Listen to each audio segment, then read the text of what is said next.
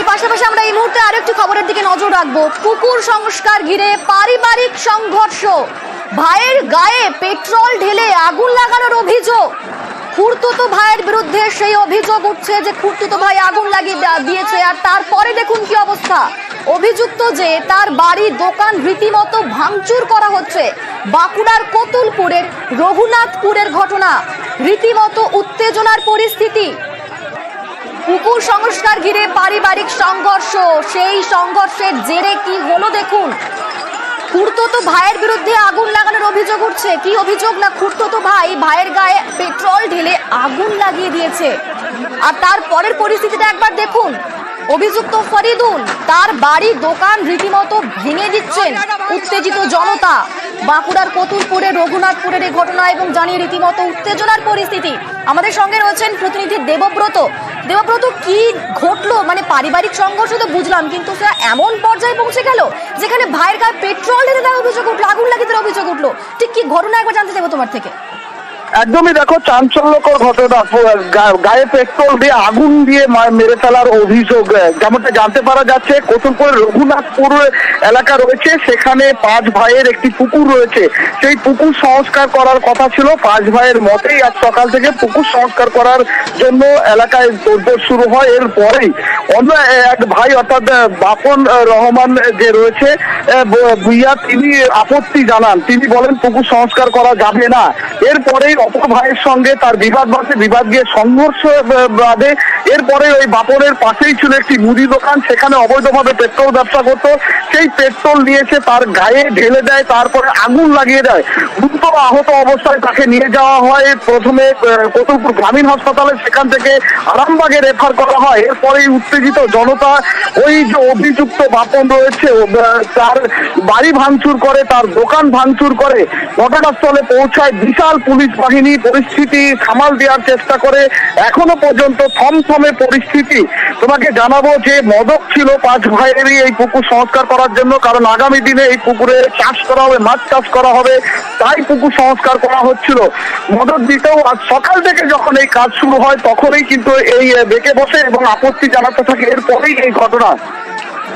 তারপর দেবব্রত, তারপরে সেখানে কি পুলিশ এসে পৌঁছলো? মানে পরিস্থিতি এখন কোন পর্যায়ে? এখনো দেখো পরিস্থিতি থমথমে। এলাকার মানুষ যারা ছিল তাদেরকে হটিয়ে দিয়েছে বিশাল পুলিশ বাহিনী, সেখানে গেছে।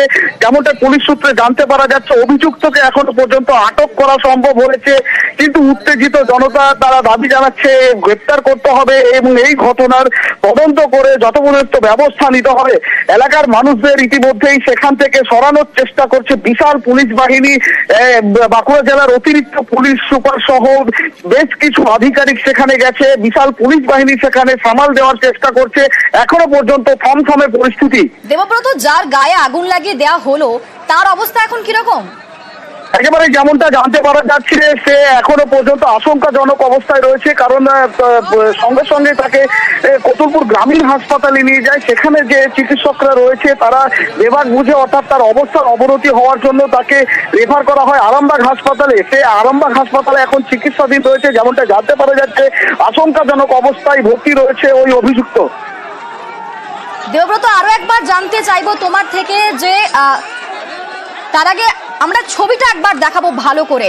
দেখুন, বাঁকুড়ার কতুলপুরে রঘুনাথপুর, সেখানে কিরকম ভাবে উত্তেজনার পরিস্থিতি সৃষ্টি হয়েছে। কি হয়েছে না, পুকুর সংস্কার ঘিরে পারিবারিক সংঘর্ষ। আর সেই সংঘর্ষ এমন জায়গায় গিয়ে পৌঁছলো যে ভাইয়ের গায়ে পেট্রোল ঢেলে আগুন লাগিয়ে দিল খুড়তুতো ভাই। আপাতত এমনটা অভিযোগ উঠছে। আর তারপর সেখানে পুলিশি পদক্ষেপ কি হলো, কতজনকে আটক করা হয়েছে দেবব্রত বলতে পারবে? দেবব্রত, এখনো পর্যন্ত যেমনটাই জানতে পারা যাচ্ছে, পুলিশ সূত্রে অভিযুক্ত যে রয়েছে, অভিযুক্ত অর্থাৎ ফরিদুর রহমান ভুইয়া ওরফে বাপন, তাকে পুলিশ এখনো পর্যন্ত আটক করেছে এবং বিষয়টি পূর্ণাঙ্গ তদন্ত শুরু করেছে পুলিশ। ঘটনাস্থলে বিশাল পুলিশ বাহিনী এখনো পর্যন্ত রয়েছে। যেমনটাই স্থানীয় সূত্রে জানতে পারা যাচ্ছে যে এই 5 ভাই অর্থাৎ শরিকি পুকুর, দীর্ঘদিনের পুকুর, তাদের পারিবারিক পুকুর। এই পুকুর আগাছায় ভর্তি ছিল, সংস্কারের প্রয়োজন ছিল, যে কারণে 5 ভাই একসঙ্গে বসে এই পুকুর সংস্কারের কথা তারা ভেবেছিলেন। তার মোতাবেক আজ সকালে কিন্তু আত্মভার দিয়ে সেই পুকুর সংস্কারের জন্য তোড়জোড় শুরু করে। এরপরেই সকালবেলায় যখন ওই পুকুর সংস্কারের শুরু হয়, তখন এই ফরিদুর রহমান ওরফে বাপন তিনি ব্যাঘাত ঘটাতে থাকে, অর্থাৎ বাধা দিতে থাকে। তিনি জানান যে এই পুকুর সংস্কার করা যাবে না, কি কারণে সেই বিষয় এখনো স্পষ্ট নয়, কিন্তু তিনি বাধা দিতে থাকেন। তারপরেই তার যে চাচাতো ভাই যে রয়েছে হাসিবুর রহমান ভুইয়া, যিনি আহত, তার সঙ্গে বিবাদ যে সংঘর্ষে পরিণত হয়। সংঘর্ষের পরেই তড়িঘড়ি এই যে অভিযুক্ত যে যুবক অর্থাৎ হাসিবুর রহমান ভুইয়া ওরফে বাপন, তার পাশে একটি মুদি দোকান ছিল। সেই মুদি দোকানে তিনি অবৈধভাবে কিন্তু পেট্রোল বিক্রি করতেন। সেই পেট্রোলের একটি বোতল নিয়েছে তার চাচাতো দাদার ওপর ছুঁড়ে মারে। এরপরে যখনই ঘটনা ঘটানো হচ্ছিল, অর্থাৎ যখন এই পেট্রোল ঢেলে আগুন লাগিয়ে দেওয়া হচ্ছিল, তখন কি আশেপাশে আর কেউ ছিল না? তারা আটকাতে পারলো না বিষয়টা?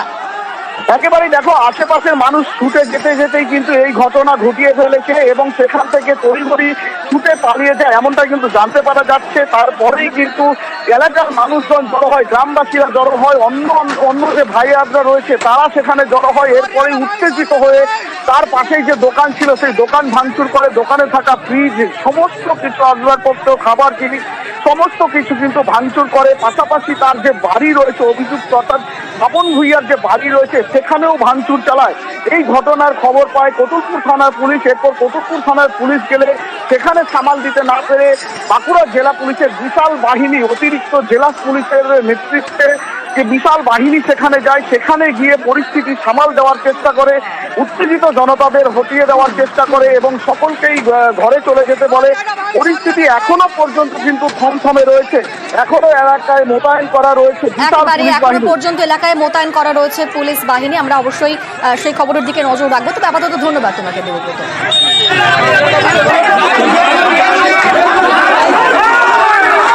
দেখাই আপনাদের সমস্যা সমাধানের জন্য গতকাল একটা খবর দেখিয়েছিলাম, আগে সেই ছবিটা আপনাদের দেখাই। দুর্গাপুরে রাস্তার ওপর আবর্জনার স্তূপ, আর এতে এলাকাবাসী রীতিমতো নাজেহাল হয়ে গেছিল। আর আমরা নিউজ 18 বাংলা এই খবর দেখিয়েছিলাম গতকাল। আর তারপর আমাদের খবরের জেরে আজকের ছবিটা দেখুন একবার।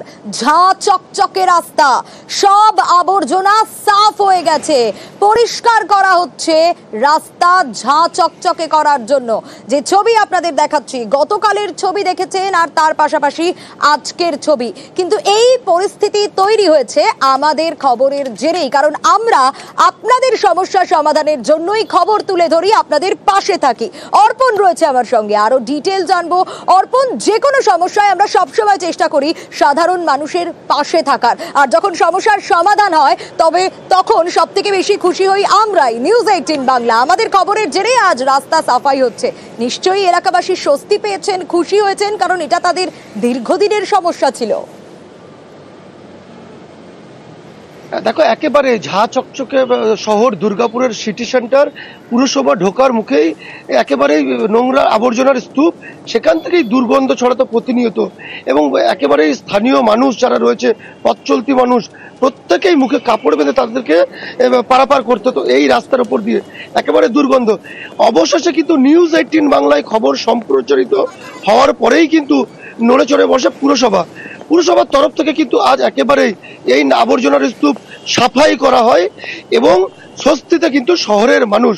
কারণ নিউজ 18 বাংলা জেরেই কিন্তু আজকে পুরসভার নড়ে চড়ে বসে এবং দ্রুত সাফাই অভিযানে নেমে পড়ে পুরসভা। বেশ।